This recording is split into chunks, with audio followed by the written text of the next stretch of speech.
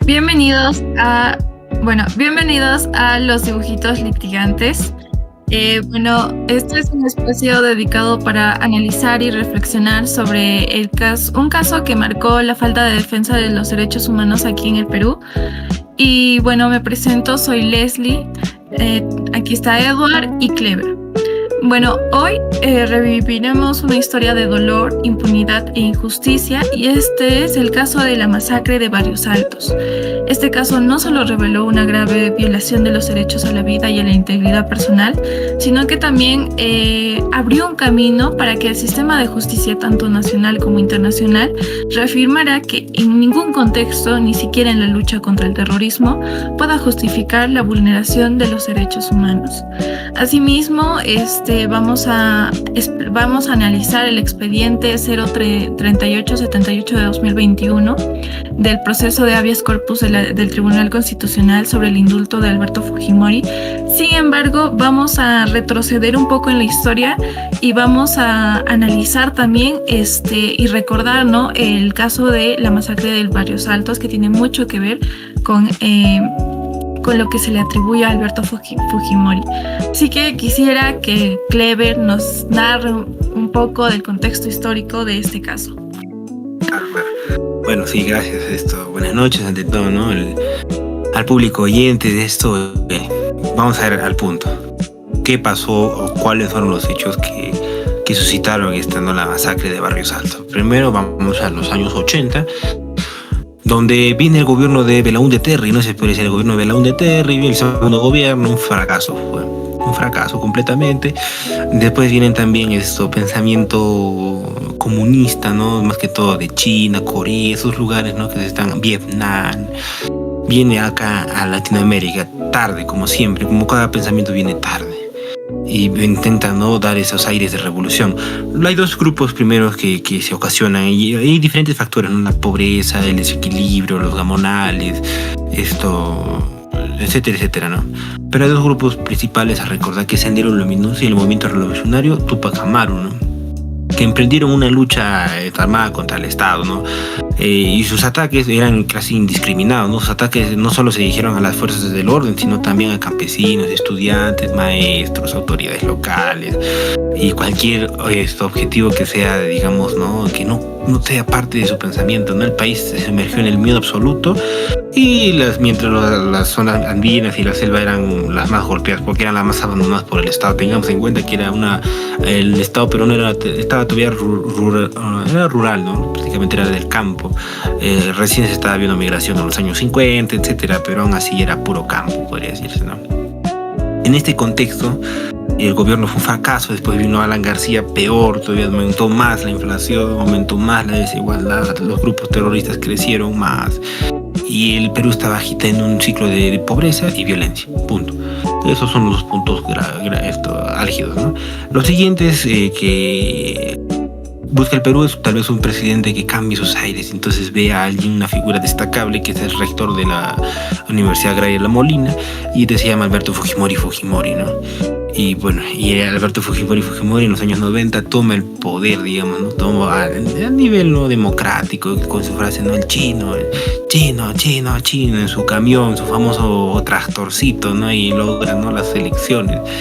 Y también nadie sabía que este chino de cara alegre, ¿no?, tal vez de carácter afable, iba a poner mano firme contra el terrorismo, ¿no? Bajo su gobierno se aprobaron tal vez unas leyes especiales que fortaleció la inteligencia militar y se priorizó la eliminación de grupos subversivos, y ahí donde entra la creación del Grupo Colina, ¿no?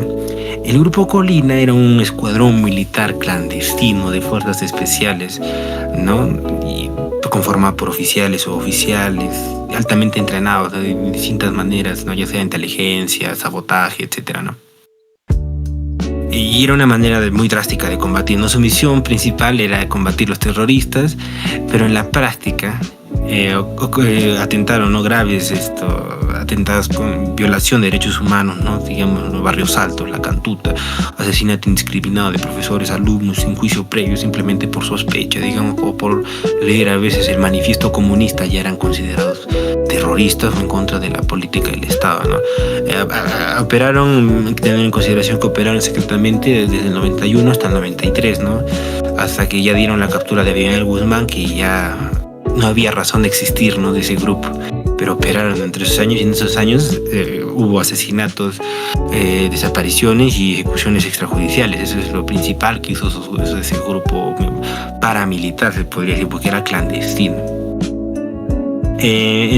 Ahora vamos al contexto del Barrio Salto. En 1991, donde mueren 15 personas, entre ellas un niño de 8 años.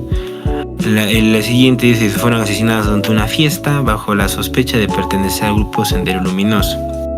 La desaparición y asesinato de estudiantes y el profesor de la Cantuta en 1992, sacados a sus dormitorios por militares y ejecutados extrajudicialmente.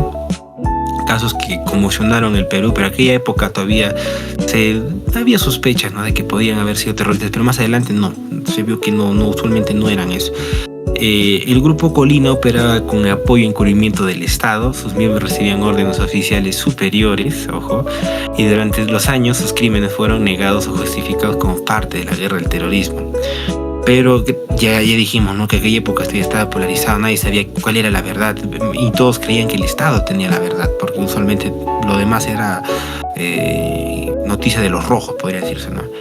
Pero gracias a las investigaciones y a la Comisión de la Verdad y Reconciliación, se logró llegar a esta, digamos, parte oculta del Estado o del gobierno, donde en total, con el grupo Colina, también otros muertos, ya sea por terroristas o por orden interno de los militares, murieron más de 69,000 personas aproximadamente, ¿no?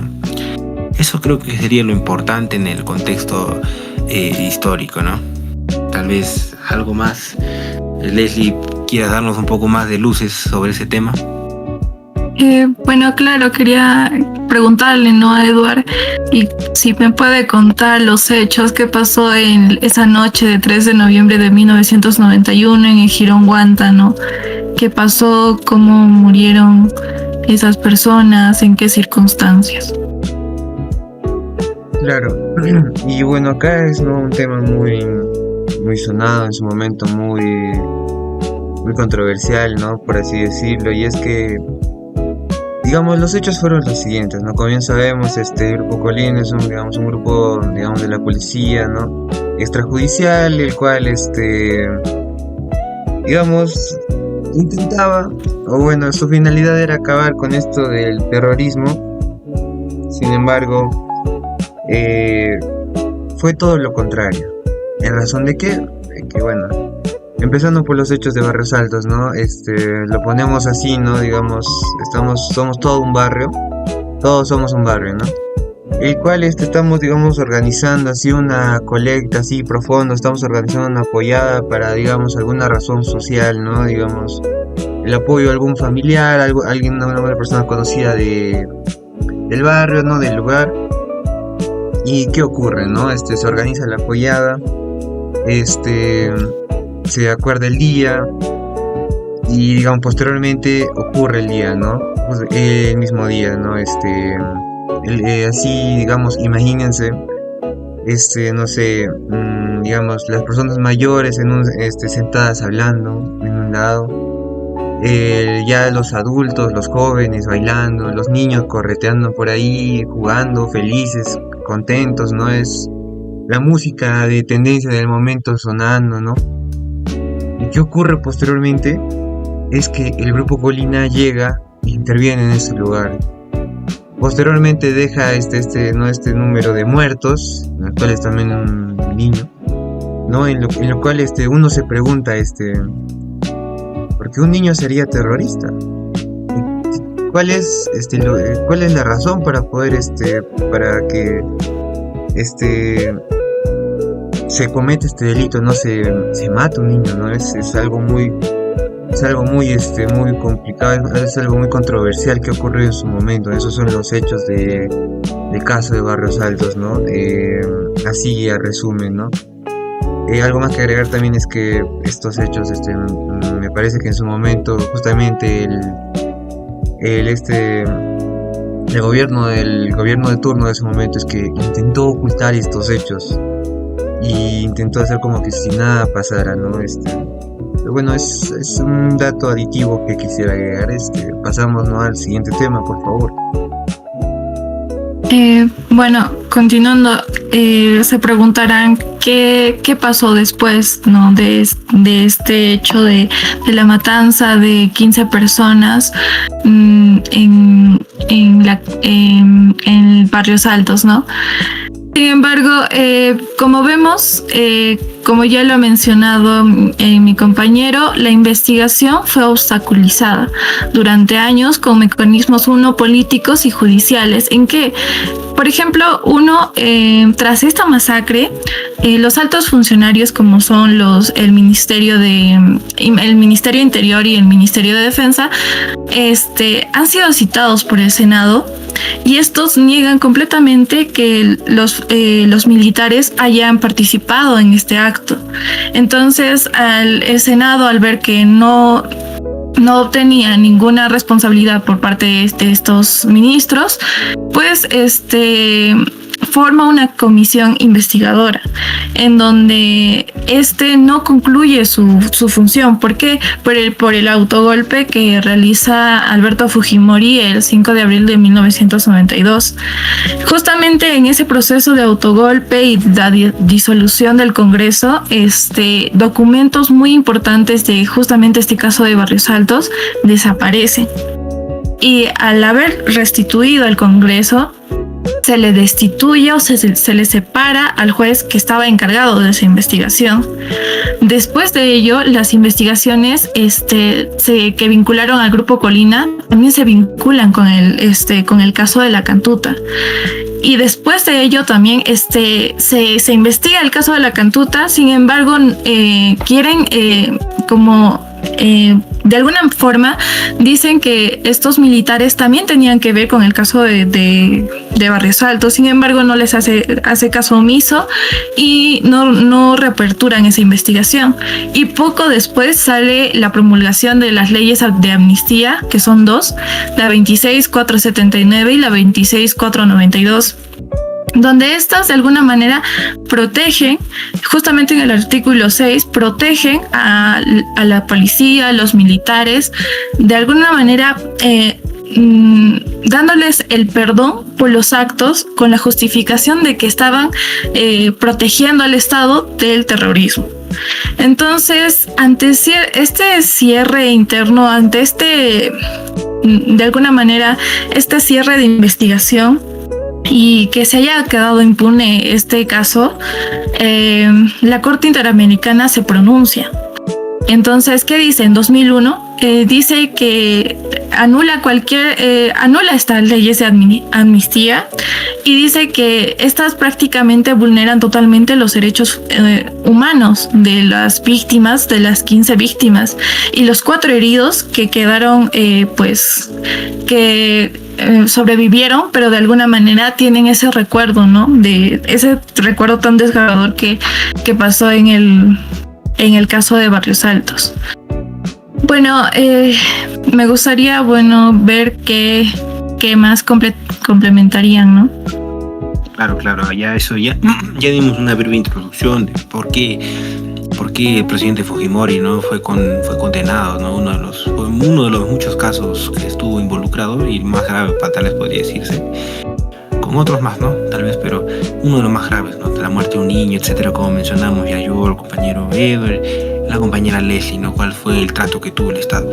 Ahora tengamos en consideración que el presidente fue juzgado, ¿no? Y ya por todos sus crímenes fue juzgado en el 2009 y fue sentenciado a una condena de 25 años, ¿no? Porque el presidente se fugó, se fue a Japón, de nuevo se fue a Chile, le ponen una extradición, etcétera, por los casos de Barrios Altos y la Cantuta. Después tengamos en consideración que ya una vez se zanjó el tema, se intentó los presidentes, ni uno de los presidentes, ¿no? Que aquel tiempo era 2009, el presidente Alan García, el siguiente, no sé, creo que era el presidente Ollanta, ni uno de ellos tocó el tema del indulto. Incluso fue uno de los principales, o tal vez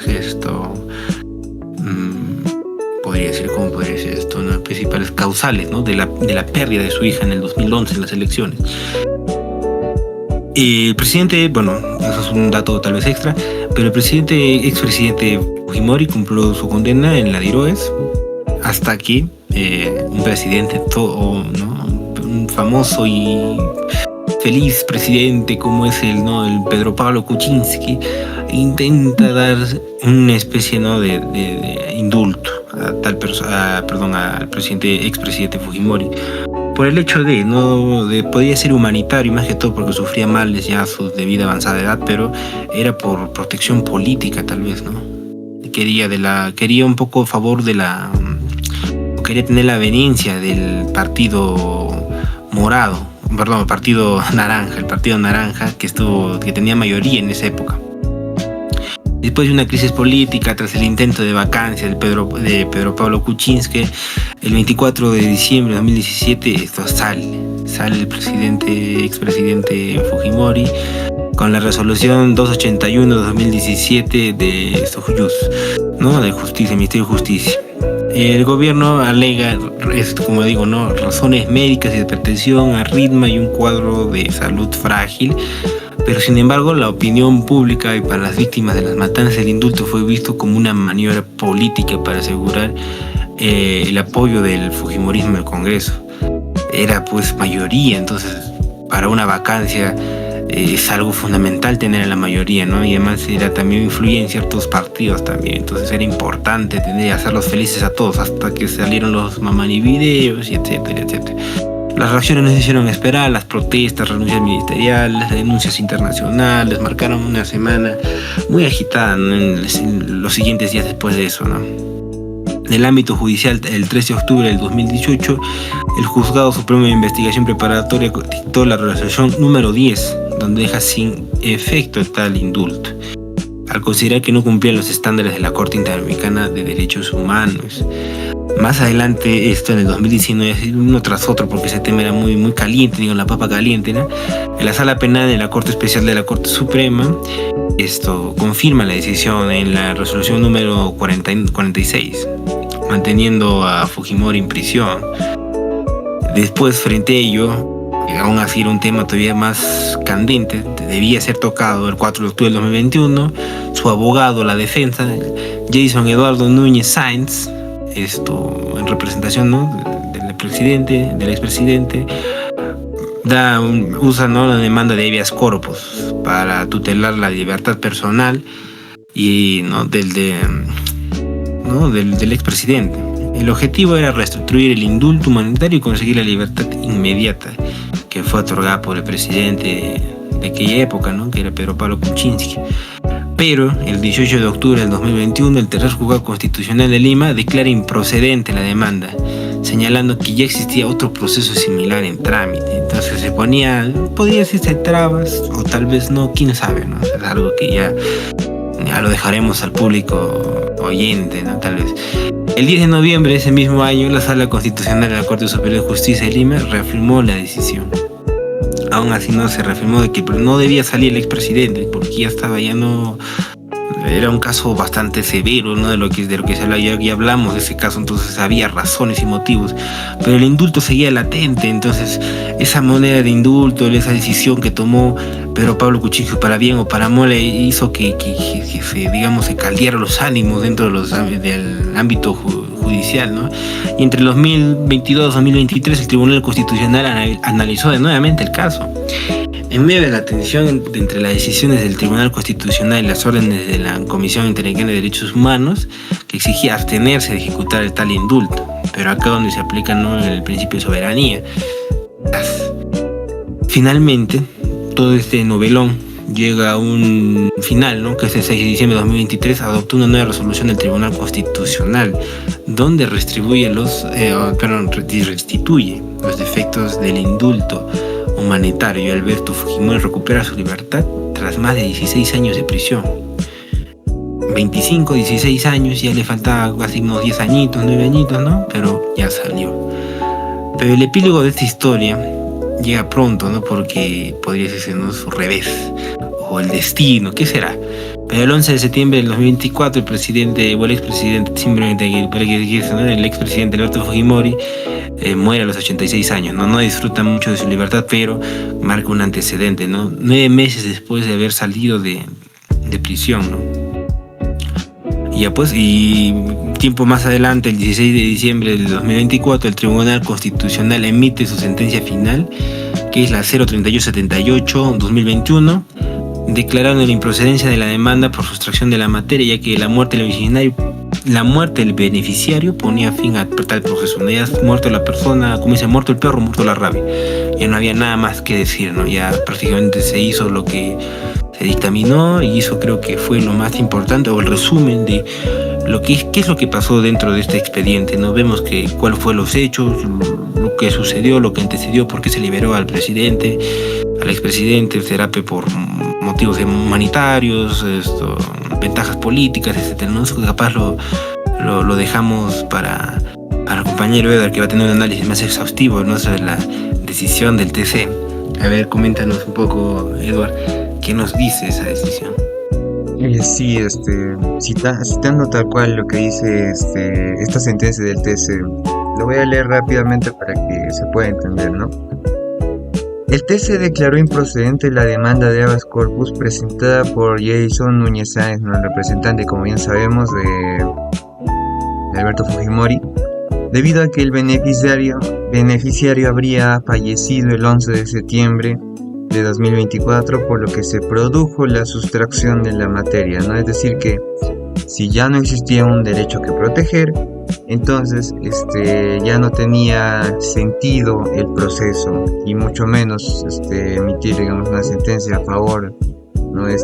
Como bien sabemos, la acción de habeas corpus no se refiere a cuerpo libre, ¿no? Acá no habría ningún derecho referido a la libertad que proteger, ¿no?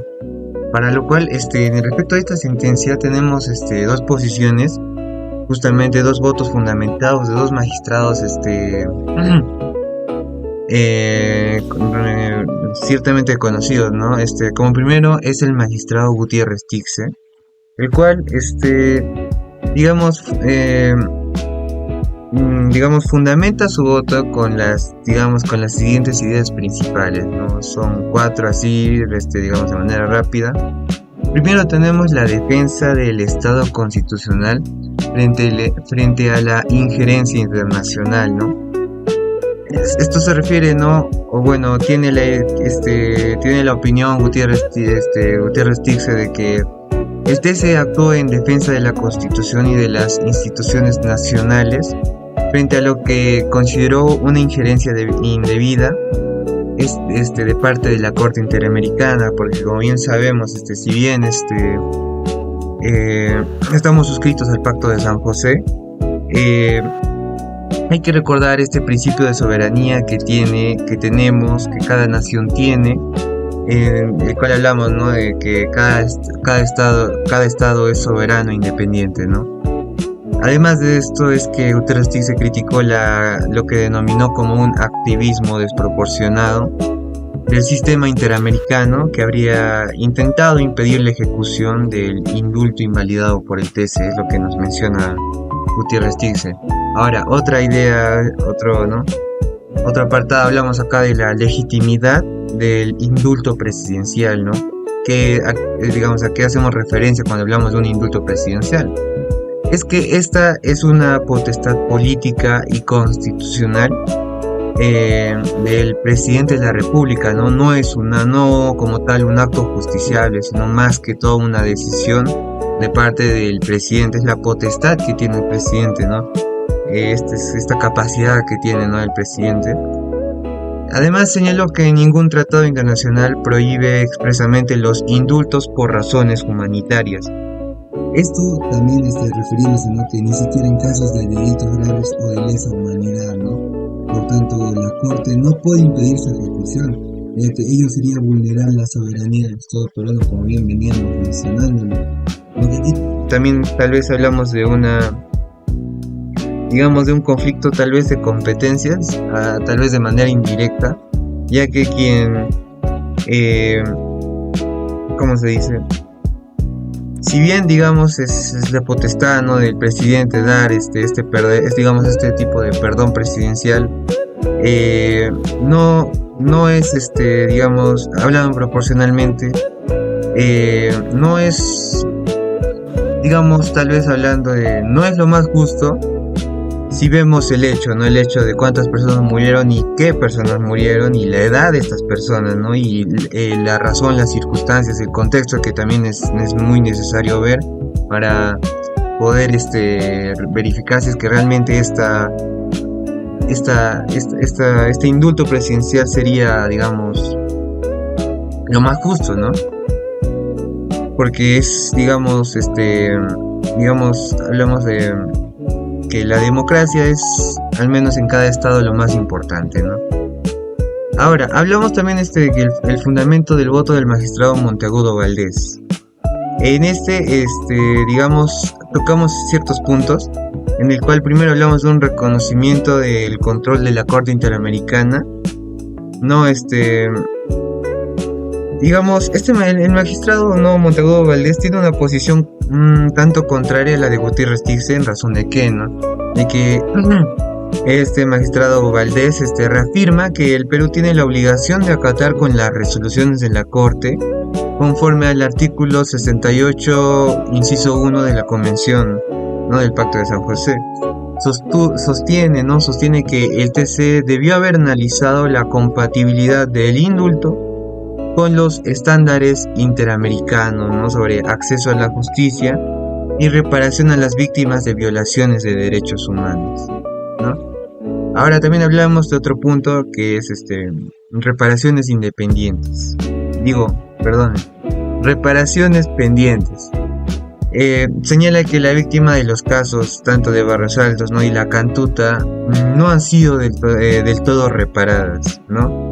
Y que esa omisión constituiría una inconstitucionalidad por omisión del Estado peruano, ¿no? Como bien, tal vez haciendo un poco referencia a la actualidad de los casos y la última muerte que tuvimos en la última huelga, esto de que el CIS cubre todo, es que no es así, no, el CIS no cubre todo.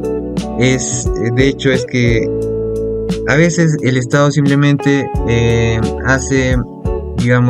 acciona de diferentes formas, como, digamos, indemnizar a la familia con cierto monto, pero luego los abandonan, luego los dejan a su suerte, luego en caso de heridos simplemente los apoyan por cierto tiempo y luego dicen que no, ya no se puede apoyar porque digamos es por otras razones que se ha dado, no sé, alguna recaída.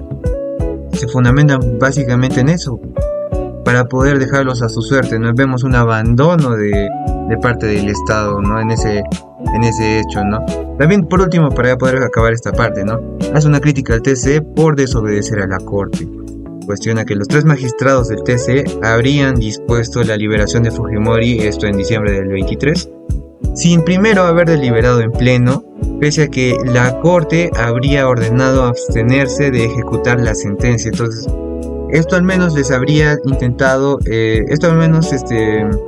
a criterio, ¿no? Al menos de los magistrados, habría sido, digamos, al menos puesto en debate para poder analizar mejor la posición y la sentencia posteriormente emitida respecto a ello, ¿no? Ese es lo que les puedo comentar, ¿no? De esta sentencia que ocurrió, ¿no?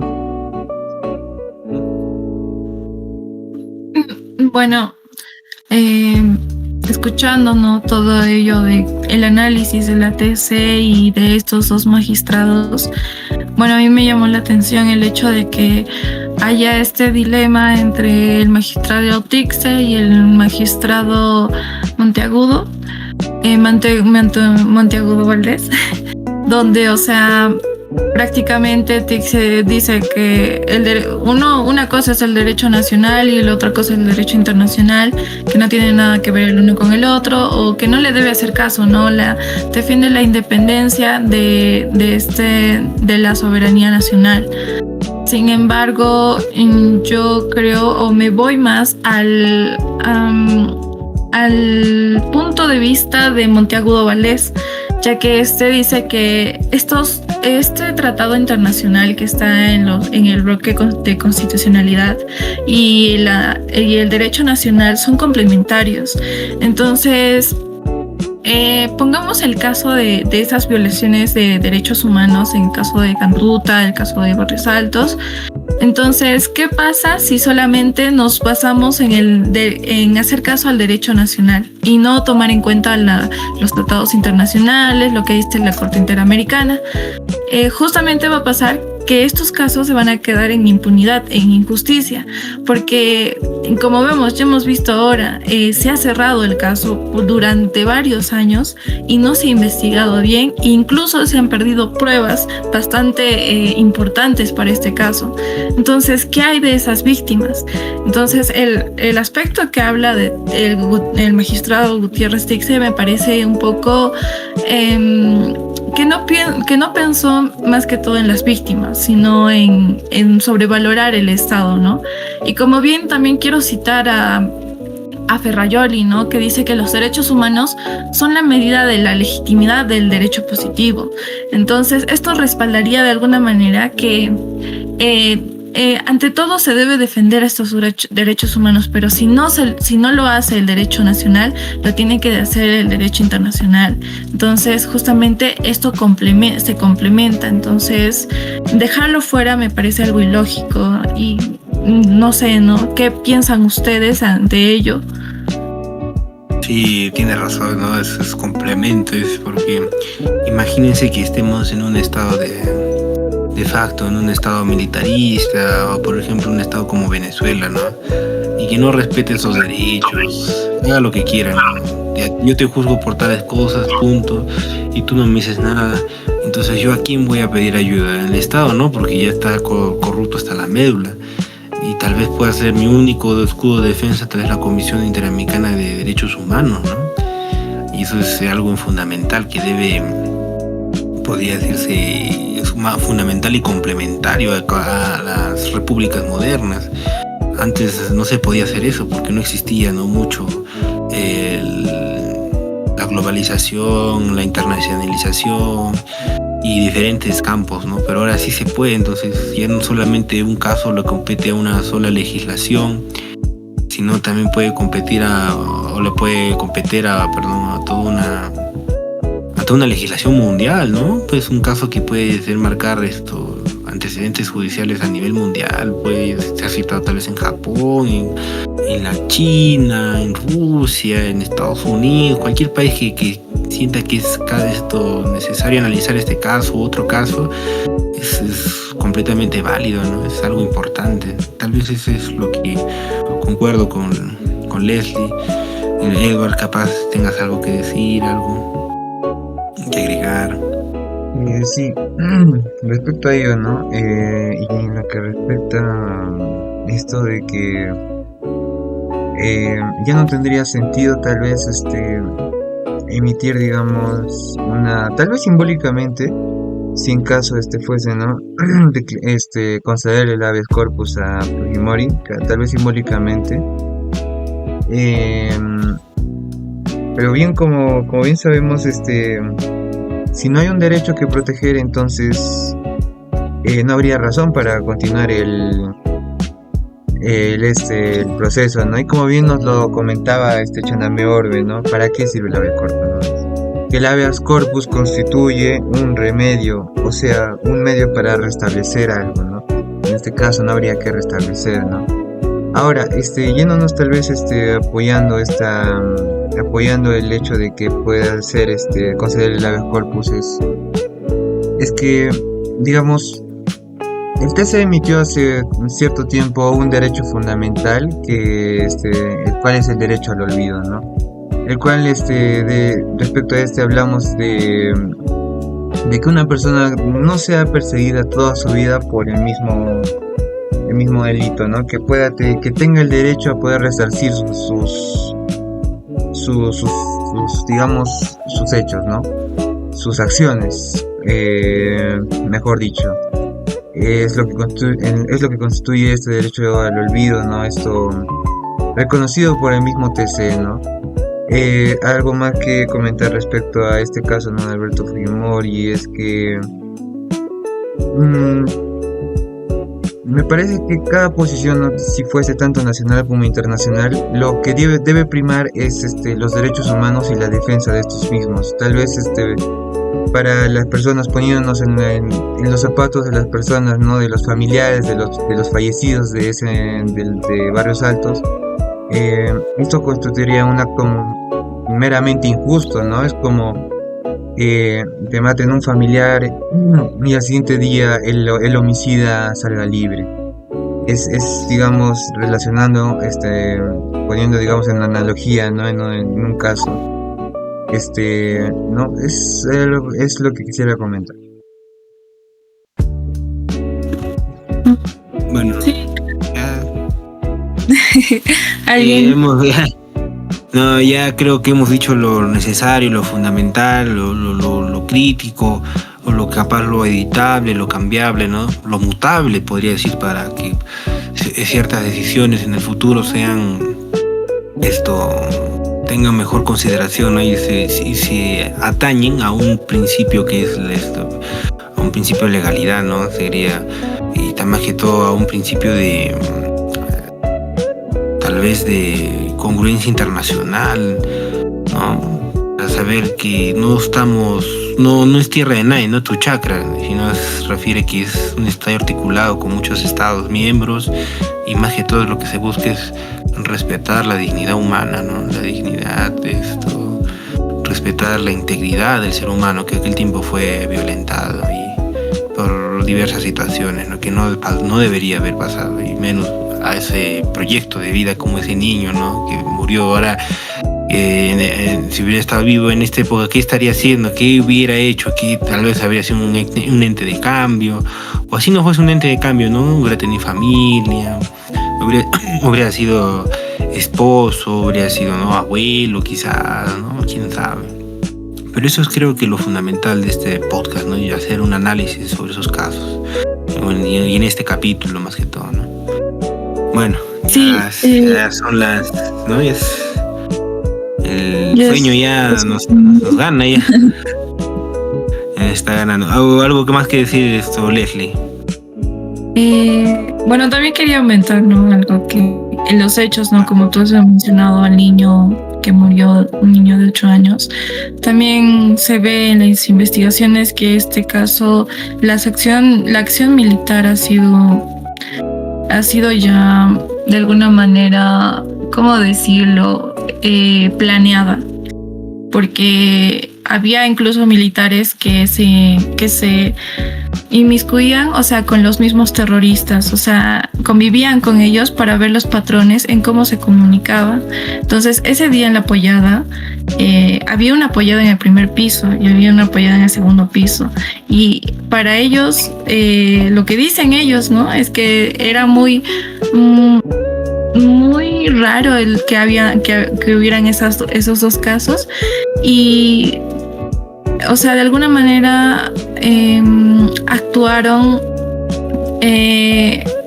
con un mandato de un militar, y el hecho de que los testigos hablaran sobre el caso, por ejemplo, dijeron que ni bien entraron, les hicieron echar, ¿no? Al piso. Les hicieron echar al piso, e incluso ya empezaron a las ráfagas de los disparos, y aparte de que había algunos moribundos, los remataron, les dieron una bala de gracia, y ante ello, cuando se han ido esos militares, había una comisaría cerca y tampoco hizo nada. Entonces esto está muy relacionado en cómo han recibido órdenes estos militares por parte de quien no atribuirle todo a Alberto Fujimori, pero de alguna forma tuvo mucho que ver en este caso. Y solo eso, es como ya dijiste, ya es muy tarde. Así que muchas gracias por este podcast. Ya, gracias. Hasta luego, cuídate. Gracias. Hasta luego. Buenas tardes y buenas noches a todos. Buenas noches.